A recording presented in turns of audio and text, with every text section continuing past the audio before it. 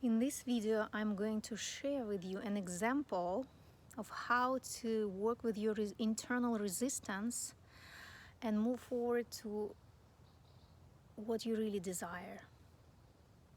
And we're going to focus on relationship and intimacy, which is a great example to explore this topic, and I'm sure most of you can relate to this because it's pretty universal situation right now between women and men. And it's not just about us, it's also about how it is in the collective consciousness, and it's also about our ancestors and what kind of foundation and experience they created for us. So we are the ones who want to change something, so we have to become aware of how it works energetically. All right, so let's explore why you as a woman resist intimacy and receiving love from your male partner. Why you as a woman resist intimacy with your partner and receiving love from your male partner. Here's what I believe. Most men in the modern society, and not just modern, we just look at modern society, avoid intimacy. They tend to avoid intimacy because intimacy is not just about physical experience. They can go for physical experience, but it's very dry if there is no emotional connection, there is no spiritual connection. There can be some intellectual connection when people talk and have good conversation, but that's about it, right? The true intimacy includes all levels of our existence. It's emotional, it's physical, emotional, mental, and spiritual. When you have connection at all these levels and allow yourself to move forward and experience that exchange at all this level, this is the most fulfilling experience you can have on this planet, because of the polarities, female and male, masculine and feminine energy, the sexuality, the heart connection, the longing and craving we have. We're designed this way. That's the most intense experience we can have, and it's the most desirable experience we can have. And deep inside, we all want that. We all want the connection at all levels, right? It's not true that deep inside men don't want it or don't need it. They need it as much as we do. They just don't know what it is. Maybe they've never experienced it. They're afraid of it, and it challenges their cultural and social beliefs of what masculine is about, right? The masculine in our society is considered to be tough, competitive, strong, right? And it's connected with the masculine archetype, with provide and protect role that they play. But it doesn't mean they don't have heart. It doesn't mean that they don't have emotions. They're not allowed to experience emotions as much as we women and share emotions as much as we women, because it's not cool and it's not masculine, and it's kind of whatever the judgment is, wimpy, and not a strong man. So that is actually the biggest reason why men avoid intimacy, because of that stereotype, societal stereotype. Another reason is that men process emotions much slower than women, so it takes them much longer. It's like 5 to 10 times. So they feel challenged, because they're competitive by nature. They feel challenged to face situations and process emotional material together with the woman, because she processes much faster, so he doesn't feel good about it. Like, he doesn't feel like he's in his power, he's not in leadership position here. And that can be changed as well and accepted, and it can be transformed in the future, society, if we can create that when we evolve. But it's not the case right now. So these two challenges make men avoid intimacy, avoid emotional connection, emotional intimacy, and that is something that women want the most, right? That's where disconnect happens. So what happens when we want something, women, we we're by nature we are expressive. We use our voice. Now our voice was shut down for thousands of years. That's another thing. We're afraid to use our voice in that way, but this is very natural for us. So we are sharing and expressing our emotions and express ourselves through words, right? So when we fall in love and have a good relationship with a man, uh, we express all of that, right? And we express our emotions, so we can become very intense with this expression, and that can be overwhelming for our men. So what I see happens in many relationships, women go into the pattern of begging or demanding, right? Begging is like playing small and kind of being in that submissive role, pretending to be like a little girl. Please give it to me, I really want it, being in that diminished kind of feminine energy.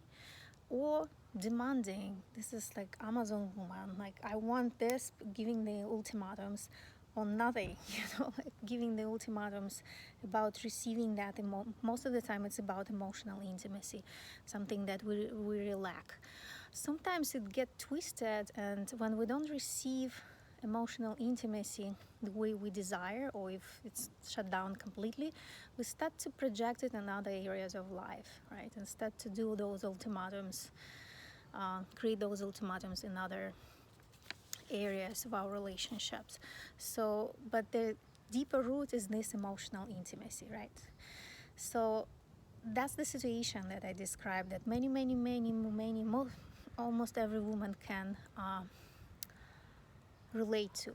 So now, why do we women avoid intimacy? Because we do that as well, but it's different than men avoiding intimacy. And why? Woman is a receiver in a relationship with men. She receives sperm and then she gives life. She needs to receive first and then she gives.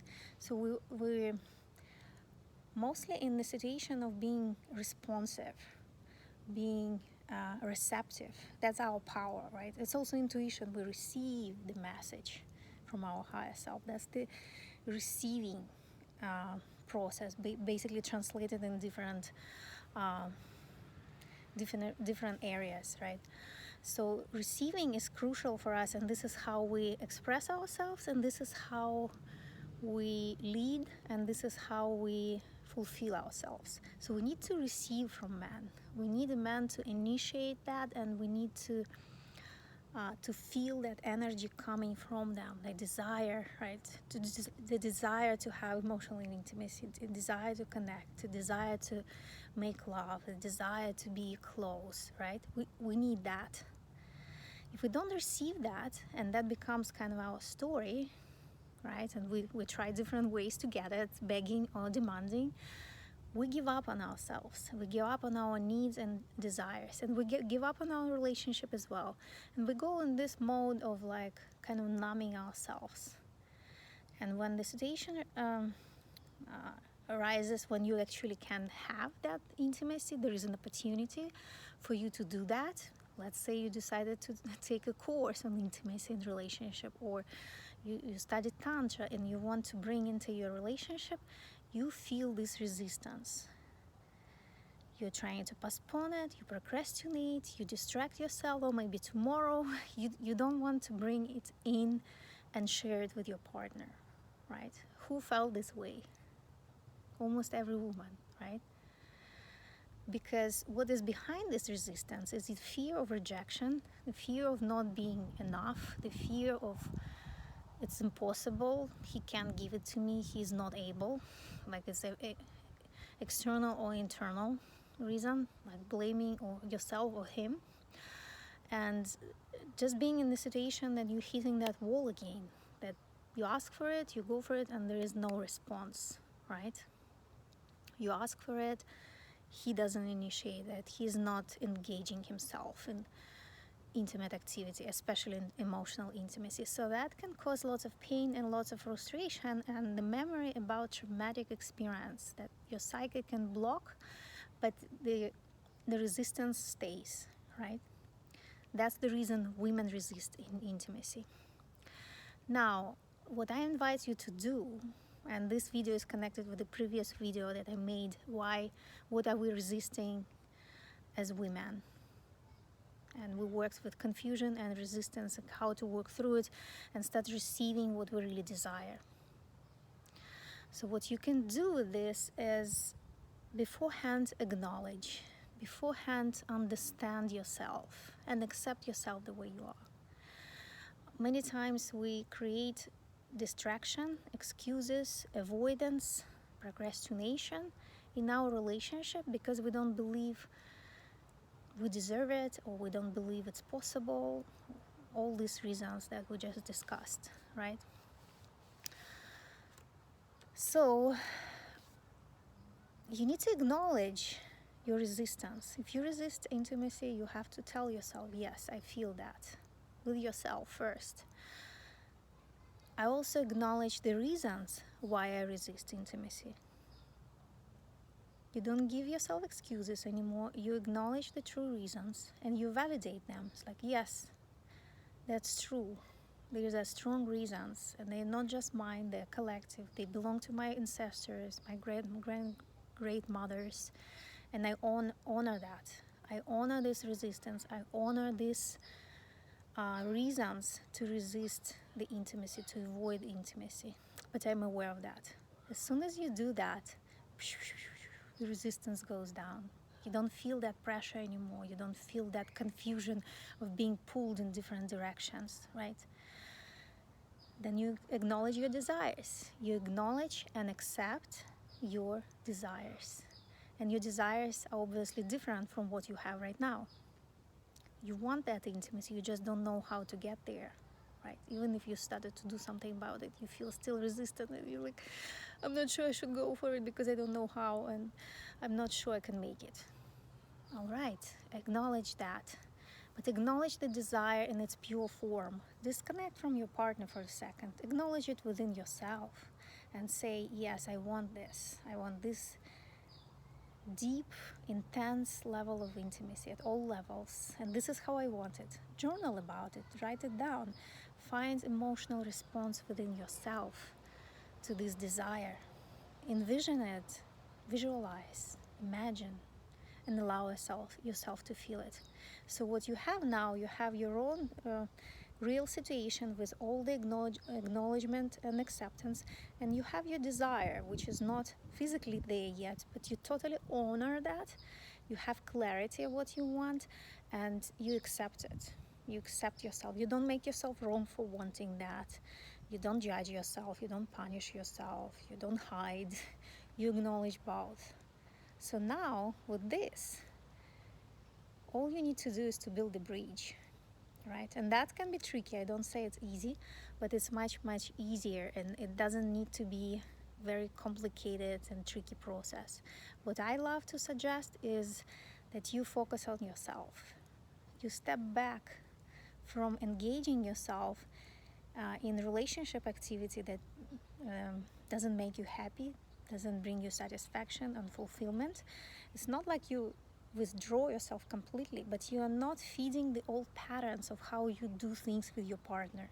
Something that feels mechanical, something that feels boring, something that feels like not exciting, right? Kind of habitual. You step back from that, and instead of like watching TV together and like falling asleep, and he's snoring out there, take this time and go and journal and meditate. Decorate your room, create an altar, move your body, dance, dress up, get beautiful clothes for yourself, do some facial, not for him. The trick is not to do it for him and not to expect his reaction. Do it for yourself and completely create that bubble where you just feeding your own desire, the one you have experienced internally already. And just by doing that, it doesn't mean that you don't do anything together anymore. It's not cutting him off, but giving yourself more time and focusing on that. And not even thinking about how he's going to respond. The magic about this practice is that usually men respond to something that is not under pressure. It's not under he's not feeling that you are trying to control him. He's not feeling that you're trying to change him, and it's just happening and he is observing. You make him an observer, and by doing that, you inspire him to change something. You inspire him to step forward and connect with you in a different way. You break those patterns. You're not by not participating in them. Instead of blaming and complaining, you just refuse to participate in them anymore, and you focus on creating a new world around yourself. And what happens, you attract his attention, and he wants to participate because it's more exciting and it's more beautiful, it's more attractive. And that's how male psyche and the whole, primal part of the masculine functions. They need a challenge. They need a challenge to do something for you. They need to challenge, to reach out, to connect with you, to make that effort. When it's too available and too submissive and too agreeable, it's not exciting anymore. You have to stand in your truth and be inside of your desire already. Then he will want to join you there. That's how it works. It's not about playing games. It's not about deceiving. You can be completely transparent about it, even share what I share with you today. But it's energetic. It's how you work with your own energy and how you not giving in to this boring, habitual routine. And you claim your desire one by one, right? If you establish that connection and you work on one thing at a time, because as I said, men process emotions 5 times slower, right? So you don't throw everything on him, but you bring up one and let him work on that desire. Let him work on giving that experience to you. And then let him enjoy being rewarded for that as well. To enjoy seeing you happy, to enjoy seeing you fulfilled, to enjoy seeing you receiving what you've been craving in relationships. So try it, give it 100%. You can't just maybe, give it 100%. Surrender to this experience. Try to avoid any kind of seeking guarantees that's gonna work for sure. No, maybe it's not your man, right? But if you do all these things for him, it's also a form of self-betrayal. You need to do it for you because it's your desire. And he is doing this for you because he wants to give it to you, because a woman is a receiver in a relationship with man. And a man, it gives him meaning to do these things for you.